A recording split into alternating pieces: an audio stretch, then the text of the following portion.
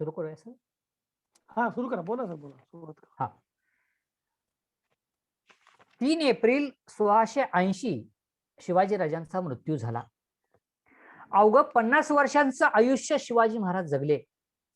या 50 वर्षांच्या आयुष्यामध्ये शिवाजी राजांनी जे जे काही केलं, जे जे काही त्यांनी लढाया केल्या, संघर्ष केले, सर्वसामान्य जनतेसाठी जी जी काही धोरणं राबवली, त्याच धोरणाचा परिणाम म्हणून आज आपण 391 वर्षानंतर सुद्धा आपण त्यांना आठवण काढतो आहोत आणि पुढे दीर्घकाळ काढली जाईल. कारण कोणतंही राष्ट्र पुढे असेल तर इतिहास करून ठेवावा लागतो. हे आपणास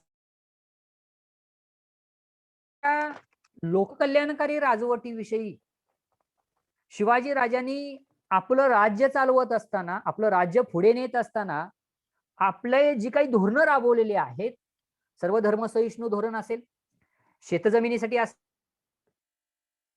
उदीम वाढीसाठी असणारं धोरण असेल, किल्ल्यांसाठी स्वतंत्र यंत्रणा उभी करणं असेल, आरमार निर्मिती करणं असेल, त्याचबरोबर इतर अनेक गोष्टी ज्या शिवरायांना ज्या ज्या शक्य आहेत त्या त्या करता, ज्या ज्या शक्य आहेत त्या त्या शिवरायांनी आपल्या या कारकिर्दीमध्ये केल्या.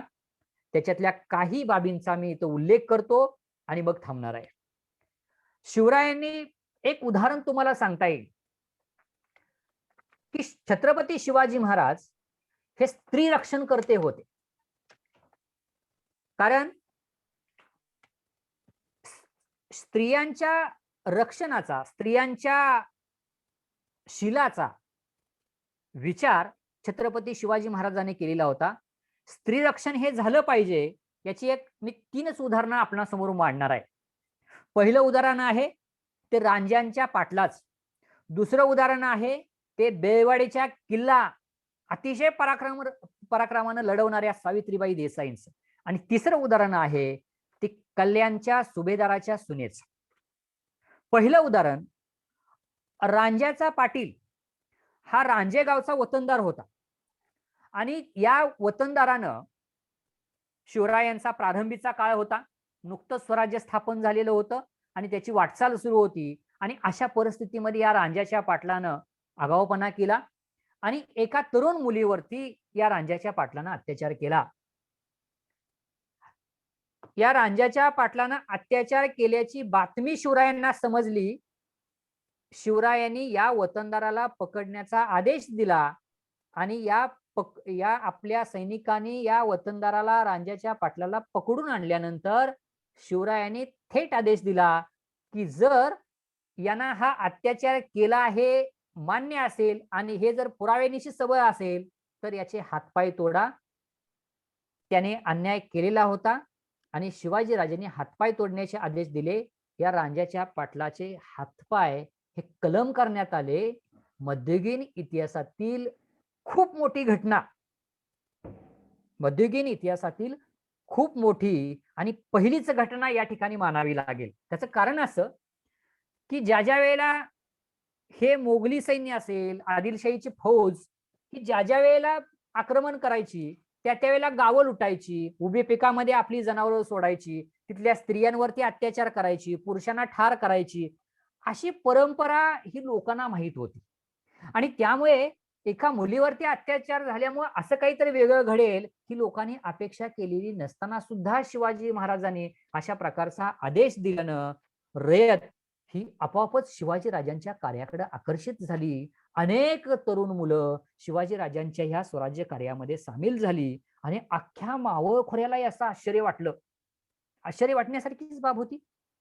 दुसरं तुम्हाला उदाहरण देतो की शिवाजी महाराज कर्नाटक मोहिमेवरून परत येत होते आणि कर्नाटक मोहिमेवरून परत येत असताना शिवाजी महाराजांच्या फौजेतील एक सेनापती जे होते सकुजराव गायकवाड, या सकुजराव गायकवाडांनी 1678 साली या बेळवाडी या ठिकाणी ज्या सावित्रीबाई देसाई तिथल्या बेळवाडीच्या प्रमुख होत्या त्यांच्यावर हल्ला केला आणि हल्ला केल्यानंतर या सावित्रीबाई देसाईंनी दिलेला जो लढा आहे 27 दिवस हा किल्ला लढवला होता एका स्त्रीनं. लक्षात घ्या, या सावित्रीबाई देसाईंचं नाव इतिहासामध्ये कोरलं गेलं. शिवरायांना सुद्धा अप्रूप वाटलं की अरे एक स्त्री एवढी अशा पद्धतीनं किल्ला लढवू शकते, परंतु पुढे घडलेली घटना मात्र दुर्दैवी आहे. ती दुर्दैवी घटना म्हणजे या सकुजीरावाने शेवटी गायकवाडांनी किल्ला हा ताब्यात घेतला आणि ताब्यात घेतल्यानंतर आविर्भावात जाऊन त्या सावित्रीबाई देसाईंच्या वरती अत्याचार केला आणि ही बाब छत्रपती शिवाजी महाराजांना ज्यावेळेला समजली, त्याच्याऐवजी जर आदिलशाही दरबारामध्ये, मुघल दरबारामध्ये समजली असती, तर अरे ओके असं करून त्यांनी सोडून दिलं असतं आणि तो किल्ला ताब्यात घ्या आणि काही करू नका आणि सकुजराव गायकवाडाला एखादं बक्षीस दिलं असतं. शिवरायाने सकुजराव गायकवाडांना बोलवून घेतलं आणि त्यांच्यावरचा आरोप सिद्ध झाल्यानंतर त्यांना आजीवन तुरुंगवासाची शिक्षा दिलेली आहे.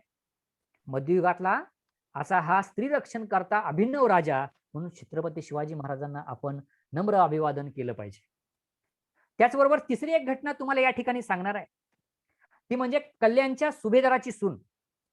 कारण या कल्याणच्या सुभेदाराची सून या मोहिमेमध्ये पकडण्यात आली आणि तिला दरबारामध्ये हजर करण्यात आलं आणि तिथं हजर केल्यानंतर काही दरबारातील लोकांनी तिच्याविषयी गैरवर्तन किंवा गैरव्यवहार गैरउद्गार काढण्याचा प्रयत्न केला आणि अशा परिस्थितीमध्ये शिवरायांच्या हे लक्षात आल्यानंतर शिवरायांनी त्यांना जे गैरउद्गार काढणारे लोक होते त्यांना सुनावलं आणि या कल्याणच्या सुभेदाराच्या सुनेची चोळी बांगडी करून, चोळी बांगडी हा त्यावेळेला एक किताब होता राजांना द्यायचा, तर हा चोळी बांगडी करून तिची पाठवणी केली आणि शिवाजी महाराजांनी म्हटलं यावेळेला की जर माझी आई इतकी सुंदर असती तर मी सुद्धा सुंदर, म्हणजे अशा प्रकारचं मर्मभेदी स्त्रियांप्रती परस्त्रीबाबत इतका आदर आपल्या मनामध्ये ठेवण्याचं कार्य छत्रपती शिवाजी महाराजांनी केलेलं होतं.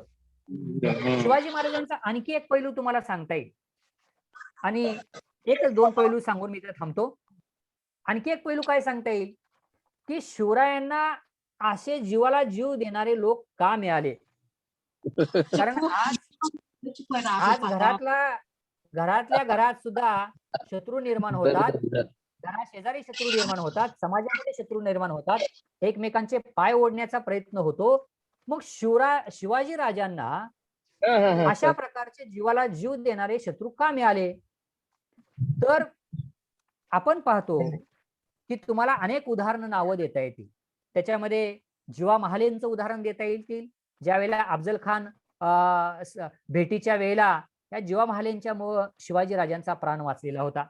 दुसरं उदाहरण तुम्हाला देता येईल की शिवा काशीद हा नाभिक माणूस, न्हावी समाजाचा माणूस, जो त्याला माहित होतं की आपण शिवाजी राजांच्या भूमिकेत जाणं म्हणजे आपली मान शीर कलम होणं हे माहीत असताना सुद्धा शिवाजी महाराज हे वाचावेत, जनतेसाठी त्यांनी कार्य करावं आणि आपल्यासारखे अनेक लोक उभे राहतील पण राजे पुन्हा उभा राहणार नाहीत, अशा प्रकारची भूमिका सर्वसामान्य माणसाच्या मनामध्ये रुजवण्याचं काम छत्रपती शिवाजी महाराजांनी केलं.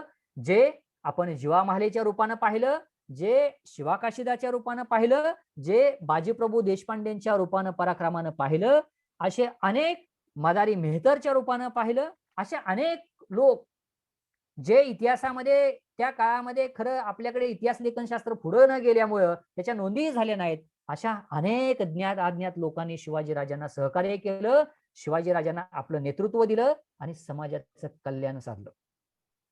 म्हणजे जीव देणारे लोक समाजामध्ये निर्माण होणं इतकी सोपी बाब नाहीये.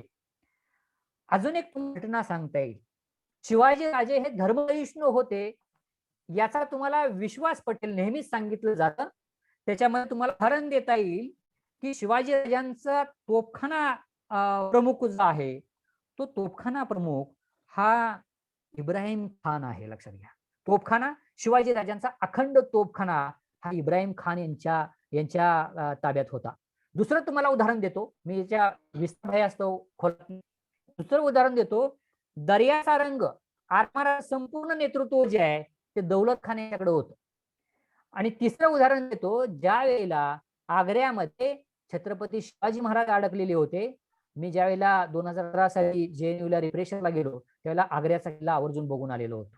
शिवाजी महाराजांची कोठडी बघितलेली होती.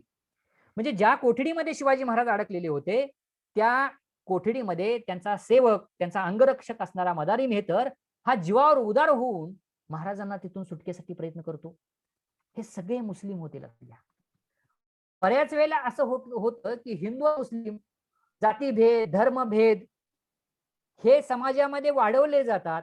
हे कसे चुकीचे आहेत हे शिवाजी महाराजांचं तुम्ही संपूर्ण अखंड चरित्र वाचल्यानंतर आज आपल्या सर्व समाजाला हे एक आदर्शवत सर्व धर्म सहिष्णुतेने आपला हिंदुस्थान कसा भारत देश पुढे नेता येईल हे दाखवणारं चरित्र म्हणून शिवाजी महाराजांचं चरित्र आपल्याला इथं पाहावं लागेल. आणि म्हणूनच मला असं म्हणावंसं वाटतं की अजिंक्य असा लढवय्या पुरुष, धैर्य, साहस यांच्याबरोबर अखंड सावधानता बाळगणारा राजा, दक्ष प्रजापालक, न्याय आणि रयतेची कणव असणारा राजा, अशा अनेक उपाध्या शिवाजी महाराजांना देता येतील. खरं पाहता शिवाजी महाराजांच्या विषयी बोलायचं म्हटलं तर खूप विस्तृत आहे. मी त्यांच्या एका अंगाला सुद्धा या माझ्या मांडणीतून स्पर्श केला नाही असं वाटतं. परंतु छत्रपती शिवाजी महाराजांच्यावर जर तुम्हाला वाचन करायचं असेल तर महादेवविंद रानडे यांनी छत्रपती शिवाजी महाराजांच्यावर ग्रंथ लिहिलेला आहे. जेम्स ग्रॅप यांनी लिहिलेला आहे. केळुस्कर यांचं एक चरित्र आहे, खूप सुंदर चित्र आहे. त्यानंतर कमल गोखले यांनी छत्रपती शिवाजी महाराजांच्यावर लेखन केलेलं आहे.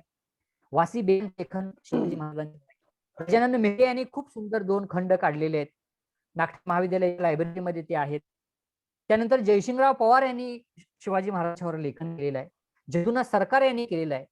तिथे जाता जाता तुम्हाला उल्लेख सांगतो की थापिकाना मुघल दरबारामध्ये लेखक, विद्वान आणि मुघल दरबारामध्ये एक मोठ्या पदावर असणारा व्यक्ती की ज्या व्यक्तीनं मराठ्यांना खूप वाईट वाईट शब्द वापरलेले आहेत, शिवाजीराजांच्या विषयी वाईट वाईट शब्द वापरलेले आहेत, पण शिवाजीराजांचं कर्तृत्व, शिवाजीराजांचं प्रशासन,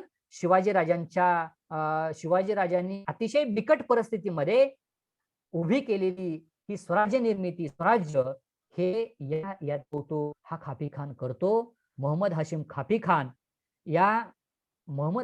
खानानं शिवरायांवर जशी टीका केली तसं कौतुक सुद्धा केलेलं आहे असं या ठिकाणी सांगावंसं वाटतं.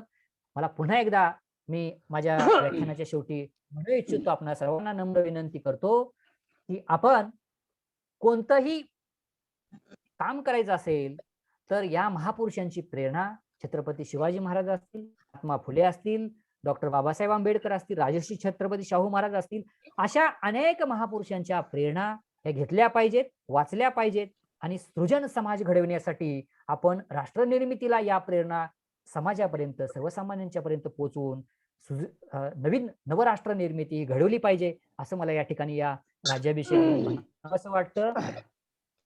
महाविद्यालय आदरणीय प्राचार्य, सांस्कृतिक विभाग यांनी मला या ठिकाणी शिवाजी महाराजांच्या बाबत मत मांडण्यासाठी, मार्गदर्शन करण्यासाठी आमंत्रित केलं. त्याबद्दल मी आपणा सर्वांचं पुनश्च एकदा धन्यवाद इच्छितो. सर्वांना नमस्कार आणि थांबतो. थँक्यू. धन्यवाद सर. धन्यवाद सर. सरांनी छत्रपती शिवाजी महाराजांच्या कार्याविषयी आणि त्यांच्या व्यक्तिमत्वाविषयी ओघवत्या वाणीमध्ये अभ्यासपूर्ण अशा पद्धतीनं आढावा या ठिकाणी घेतलेला आहे. शिवराज्याभिषेक दिनाच्या निमित्तानं छत्रपती शिवाजी महाराजांचे असणारं जे काही कार्य आहे आणि कर्तृत्व आहे ते निश्चितच या ठिकाणी आपणाला विसर पडता कामा नये, कारण जो इतिहास विसरतो तो इतिहास निर्माण करू शकत नाही. सरांनी आपल्या व्याख्यानामध्ये सांगितलेलंच आहे. महाराजांचं कर्तृत्व सांगत असताना आजही आपण पाहतो की महात्मा ज्योतिराव फुलेंनी पोवाडा लिहिला. नेताजी सुभाषचंद्र बोस यांच्या सैन्यांना तर फक्त शिवाजी शिवाजी आणि फक्त शिवाजी हेच एक फक्त स्लोगन दिलेलं. लोकमान्य टिळकांनी शिवजयंती, त्याचबरोबर रवींद्रनाथ टागोर यांनी बंगाली साहित्यामध्ये छत्रपती शिवाजी महाराजांना अजरामर केलं. त्यांच्याविषयी अनेक चरित्र लिहिली गेली, चित्रपट काढले, पण आकाशा एवढा हा महापुरुष कोणत्याही कलाकृतीमध्ये सामावला नाही. एवढं मोठं कर्तृत्व महाराजांचं होतं आणि म्हणून महाराजांच्या बाबतीमध्ये एवढं म्हटलं जातं, एक स्लोगन आहे की स्थापून हिंदवी स्वराज्य आपुले, स्थापून हिंदवी स्वराज्य आपुले, शौर्याने लिहिली इतिहास गाथा, असा हा जाणता राजा माझा, पयाच्या चरणी झुकवितोय माता, पयाच्या चरणी झुकवितोय माता. त्यानंतर आजच्या कार्यक्रमाचे अध्यक्ष आपल्या महाविद्यालयाचे प्राचार्य माननीय डॉक्टर जयस पाटील सर यांना मी विनंती करतो की त्यांनी अध्यक्ष मनोगत करावं. माननीय डॉक्टर जयस पाटील. हॅलो, आवाज येतो माझा? येतोय साहेब. येतोय साहेब आवाज. ओके. श्री स्वामी विवेकानंद शिक्षण संस्थेचे कला आणि वाणिज्य महाविद्यालय नागठाणे, ज्ञान विज्ञान आणि सुसंस्कार यासाठी शिक्षण प्रसार हे श्री स्वामी विवेकानंद शिक्षण संस्थेचं ब्रीदवाक्य.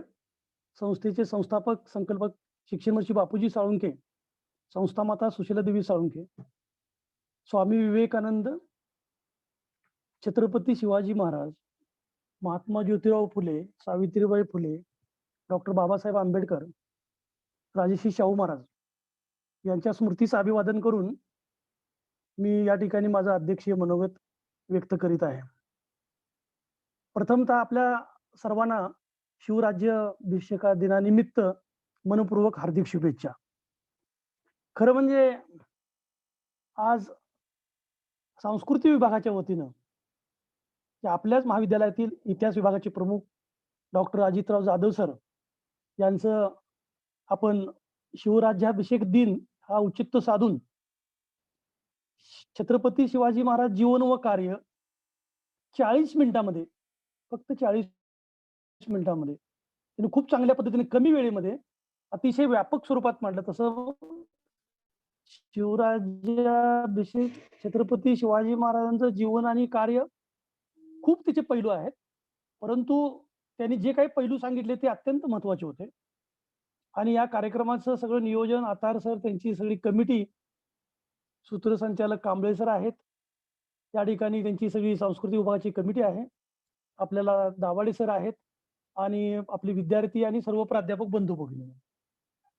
खरं म्हणजे इतिहासाचे अभ्यासक जाधव सर आहेत, त्यांना डॉक्टरेट पदवी मिळालेली आहे आणि त्यांची मांडणी अतिशय सूत्रबद्ध पद्धतीनं आणि वास्तव आहे.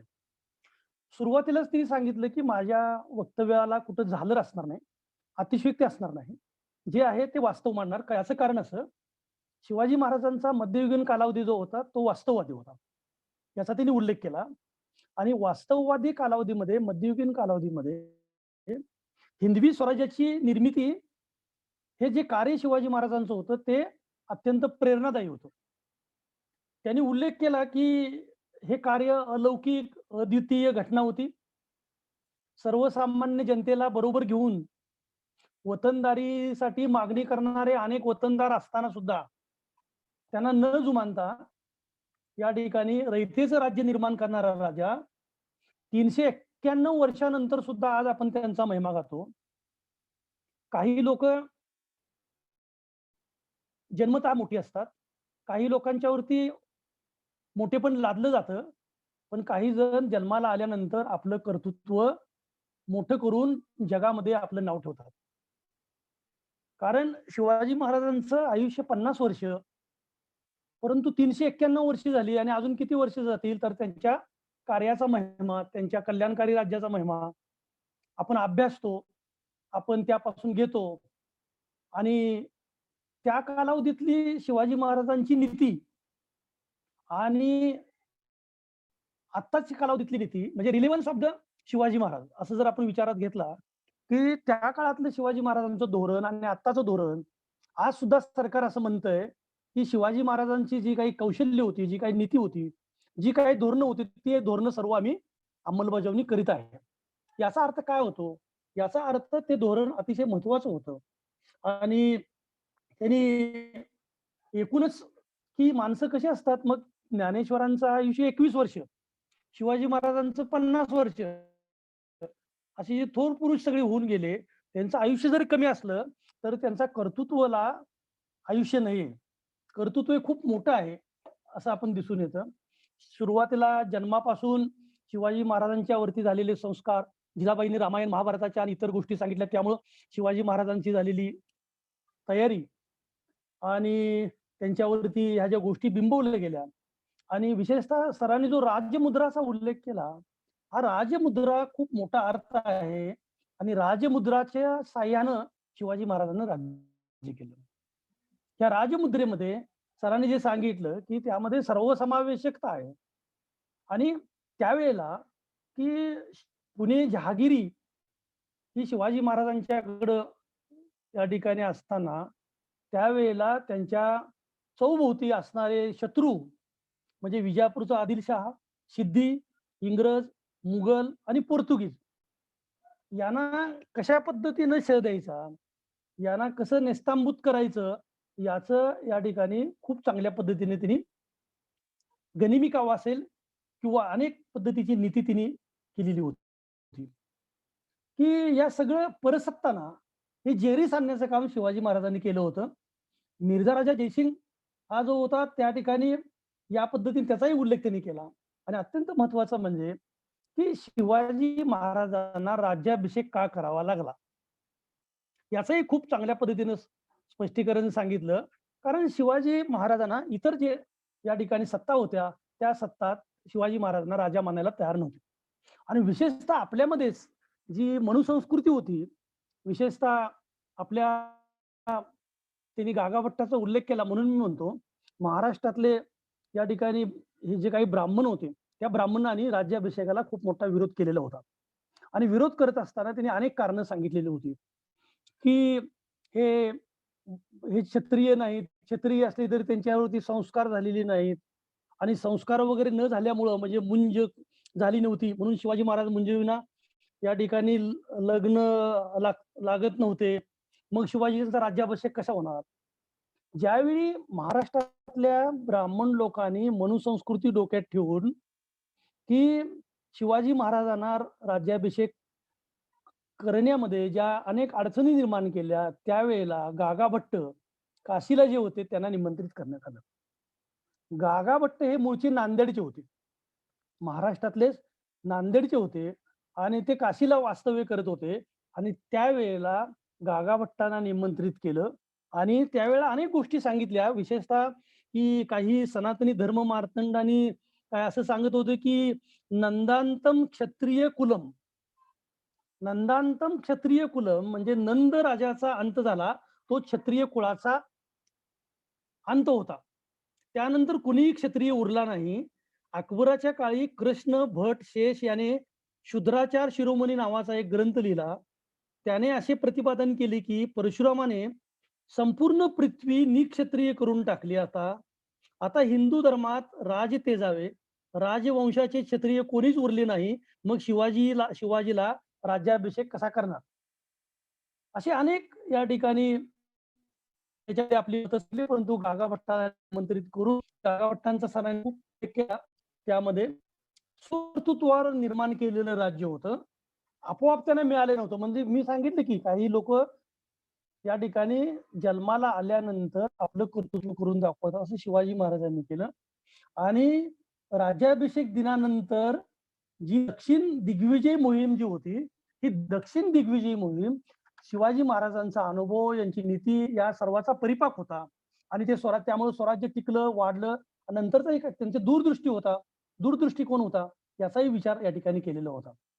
शिवाजी महाराजांचं आयुष्य 50 वर्ष, परंतु लोककल्याणकारी राजा, रयतेचा राजा, हिंदवी स्वराज्य याचा विचार करत असताना बऱ्याच वेळेला सर म्हणाले की परसत्ता ज्या होत्या, त्या परसत्तेचे सैन्य आपल्या शेतकऱ्यांची लुबाडणूक करायचे, शेतकऱ्यांच्या पिकामध्ये या ठिकाणी नासधूस करायचे. परंतु शिवाजी महाराजांचं सैन्य सुद्धा ज्यावेळी जात असे, त्यावेळी शेतकऱ्यांच्या शेतीच्या देठालाही हात लागता कामा नये, अशा पद्धतीची तजवीज करून ठेवली होती. त्यांना सुद्धा त्यांनी पण सांगितलं होतं की तुमच्या घोड्यांना जर काही खाद्य लागलं आणि शेतकऱ्यांच्याकडून तुम्ही तसंच घेता कामा नये, शेतकऱ्यांच्या पिकामध्ये नासधूस करता कामा नये. शेतकऱ्यांच्याकडून जे काही खाद्य घेतलेलं आहे, गवत घेतलेलं आहे, कडबा घेतलेला आहे, त्याचे पैसे आपण दिले पाहिजेत. म्हणजे शेतकऱ्यांच्या बद्दल इतकी कळवळ असणारे राजा होता. आणि सरांनी खूप सांगितलं की विशेषतः त्यांनी स्त्री दाक्षिण्याचे जे उदाहरण दिले, की रांजाच्या पाटलाचे हातपाय काटले, सावित्रीबाई देसाईचं उदाहरण दिलं, सखुजी गायकवाडाला तुरुंगवास कायम झाला, या ज्या गोष्टी, आणि कल्याणची सुभेदारांची सून, या पद्धतीनं जे बघितलं ते स्त्री दाक्षिण्याचं एक उत्तम उदाहरण आपल्याला दिसून येतं. आणि शिवाजी महाराजांना जे काही साथीदार मिळाले त्यांचाही उल्लेख केला. जीवा माला असेल, शिवा काशीद असेल, तानाजी मालुसरे असतील, बाजीप्रभू देशपांडे असतील, या गोष्टींचा उल्लेख यांनी केलेला होता.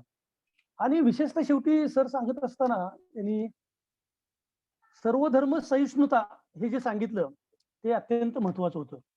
मी परवा पण तुम्हाला सांगितलं, सर्व धर्म सहिष्णुतेमध्ये सरांनी जो उल्लेख केला ना, शिवाजी महाराजाचा आरमार प्रमुख दौलत खान होता. शिवाजींचा खास नोकर मदारी मेहतर होता. अफजल खानाचा वकील कृष्णाजी भास्कर होता. शिवाजीचा वकील काजी हैदर होता. शिवाजीचा तोफखाना प्रमुख जसं आता सरांनी सांगितलं इब्राहिम खान होता. मग ही स्वामीनिष्ठा, धर्मनिष्ठा ही अत्यंत महत्वाची होती. सर्व धर्मांना बरोबर घेऊन जाऊन, की ते मुस्लिम विरोधी होते, काही लोक काही लिहित असतात, परंतु सर्व धर्मांना बरोबर घेऊन जाऊन शिवाजी महाराजांनी राज्य केलं. आपल्या त्या 40 मिनिटाच्या वक्तव्यामध्ये सरांनी की शेवटी शिवाजी महाराजांच्या संदर्भात महादेव गोविंद रानडे, किळुस्कर, जयसिंगराव पवार, ग्रँड डफ यासारख्या वास्तववादी लेखकांनी खूप चांगल्या पद्धतीचं लेखन केलेलं आहे.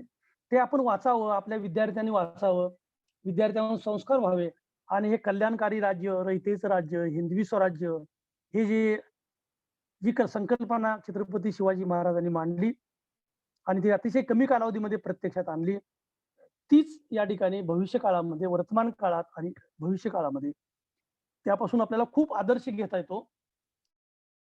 आणि भविष्य काळामध्ये आपण हे कल्याणकारी राज्य महाराष्ट्रातच नव्हे तर सर्व देशभर, कारण आपण जर पाहिलं की विशेषतः राजस्थानमध्ये ज्यावेळी जायचा योग आला, तर राजस्थानमध्ये गेल्या वर्षी आम्ही ज्यावेळी गेलो होतो त्यावेळी मेवाडचा राणा प्रताप सिंग, तर राजस्थानमध्ये जास्त करून छत्रपती शिवाजी महाराजांना खूप लोक मानतात. कारण तिकडं राजस्थानमध्ये आणि संपूर्ण देशभर ही आदिलशाही अनेक गोष्टीनं त्यावेळी होती, अनेक भागामध्ये होती आणि महाराणा प्रताप सिंग यांनी ज्या ठिकाणी जे कर्तृत्व होतं ते त्याच्यापेक्षा अधिक कर्तृत्व छत्रपती शिवाजी महाराजांनी केलं होतं. आणि एकूणच हा जनतेचा राजा, रयतेचा राजा यांचा राज्याभिषेक दिनानिमित्त आपण अतिशय अल्प वेळेमध्ये या कार्यक्रमाचं नियोजन केलं. दुपारी 12:30 पर्यंत, 12:30-1 पर्यंत आपण सगळ्यांना हे पाठवलं, त्याची लिंक पाठवली आणि आज आपल्या महाविद्यालयाच्या वतीनं आपल्याच महाविद्यालयातील अतिशय जाणकार डॉक्टर अजित कुमार जाधव यांनी आपल्याला प्रबोधन केलं आणि शिवाजी महाराजांचं एकूण जीवन कार्य सांगितलं. खूप चांगल्या पद्धतीने सांगितलं. त्याबद्दल त्यांना या ठिकाणी मी मनपूर्वक धन्यवाद देतो.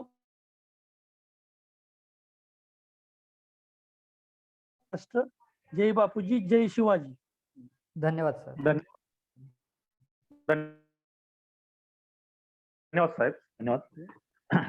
युगपुरुषांच्या कर्तृत्वाला आयुष्य नसतं. राष्ट्रमाता जिजाऊ यांच्या संस्कारानं सर्वसामान्य जनतेला बरोबर घेऊन स्वकर्तृत्वावर रयतेचं राज्य निर्माण करणारा नेता म्हणून छत्रपती शिवाजी महाराज खऱ्या अर्थानं एक सर्व धर्म सहिष्णू अशा पद्धतीचं एक व्यक्तिमत्व होतं, असं मौलिक उद्गार आपल्या महाविद्यालयाचे प्राचार्य मान्य डॉक्टर जे.एस. पाटील सर यांनी या ठिकाणी काढलेला आहे.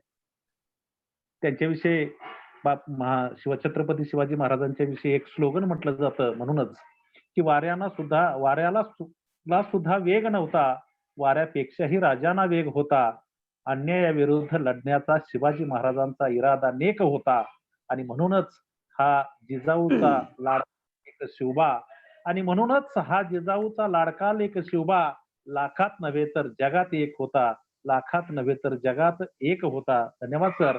यानंतर आजच्या या कार्यक्रमाचं आभार प्रदर्शन करण्यासाठी मी अर्थशास्त्र विभागातील मान्य या ठिकाणी मॅडमना विनंती करतो की त्यांनी कृपया या कार्यक्रमाचा आभार प्रदर्शन करावं. पुतळे मॅडम.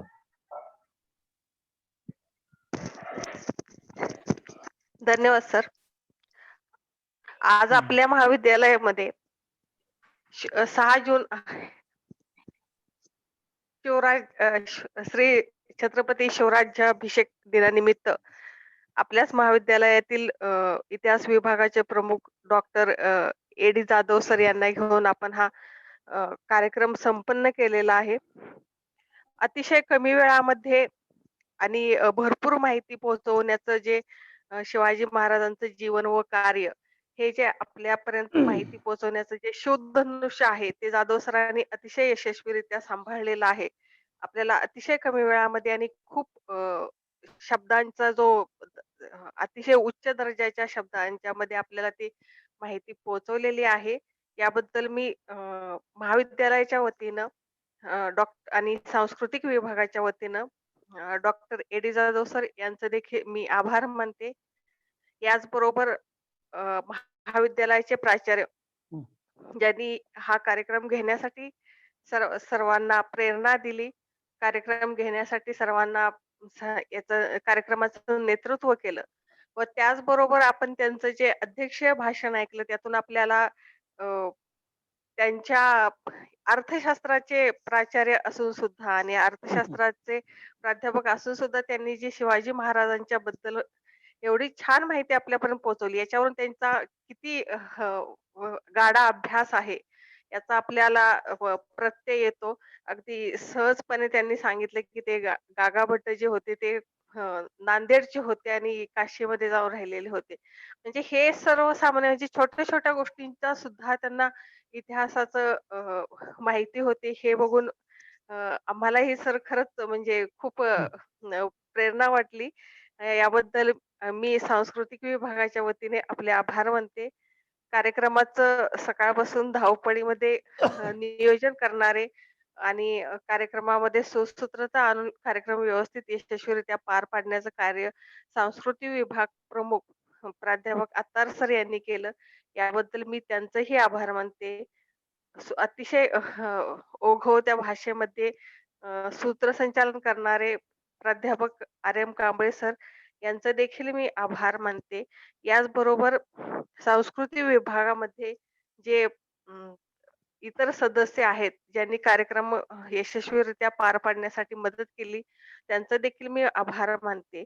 याचबरोबर विशेषतः इतर महाविद्यालयामध्ये प्राध्यापक बाळासाहेब दबडे सर हे सुरुवातीपासूनच आपल्या कार्यक्रमासाठी हजर आहेत. याचबरोबर प्राध्यापक हरताळे सर हे देखील हजर आहेत. असेच याचबरोबर म्हात्रे व्ही.बी. सर हे देखील हजर आहेत. यांचं देखील मी महाविद्यालयाच्या वतीनं विशेष आभार मानते. याचबरोबर महाविद्यालयातील जे प्राध्यापक उपस्थित आहेत, यांचं देखील मी आभार मानते आणि ज्ञात अज्ञात जे माझ्याकडून चुकून राहिले असतील या सर्वांचं मी महाविद्यालयाच्या वतीनं सांस्कृतिक विभागाच्या वतीनं आभार मानते आणि अध्यक्षांच्या परवानगीनं हा कार्यक्रम संपला असं जाहीर करते. धन्यवाद. ओके. धन्यवाद. जाधव सर धन्यवाद. धन्यवाद जाधव सर. धन्यवाद सर. थँक्यू. धन्यवाद. ओके.